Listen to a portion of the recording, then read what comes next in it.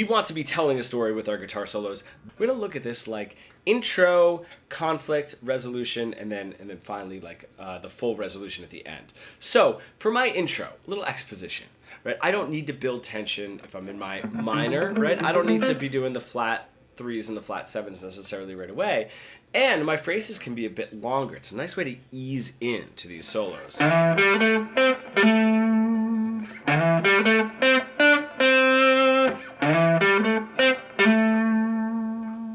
Okay, right, very nice. A, B, A. Root note is very significant in those three phrases. I know that middle one did give you a little push of attention with that flat three, but that is our focal point, right?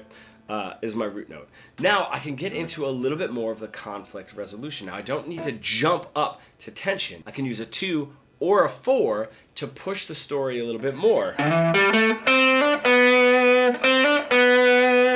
Right, that 2 is going to sort of push, right? But it's not super tense. It just knows it wants to go somewhere. It's a subdominant function in that way. Or getting that 4,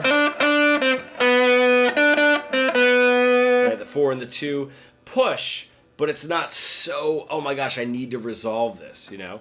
And then finally, to really bring up the conflict, right, ending something on a flat 7 or flat 3, and then my final resolve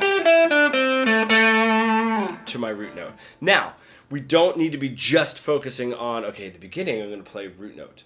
Then, in the middle, I'm going to do some 2s and some 4s, and then to spice it up or spike it up a little bit more, I'm going to be doing flat 3s and flat 7s to push the tension even harder, and then resolve over here. Just think of what is going to be the most significant note, right? Because if I'm just ending everything on a root note, it's not really going to go anywhere. If I'm in the middle there and I'm just ending things on a 2 and a 4, it's going to sound like it's unsettled and not really going anywhere. And then the last part to really spike it, if I'm constantly pushing a flat 7 and a flat 3, it's just going to be so much tension that you're like, oh, I can't take this anymore. So just think about the focal point, right? Maybe a little bit more root note, longer phrases, cut those phrases shorter to bump up the intensity, focusing on some 2s and 4s.